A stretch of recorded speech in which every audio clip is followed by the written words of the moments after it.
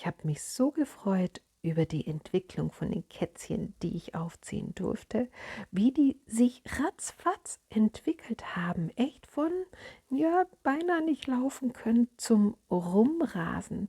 Und es hat mir so viel Freude bereitet, so viel mehr wie jedes Ding, was ich besitzen könnte. Die Dinge, die uns wirklich Freude bereiten, sind selten Dinge.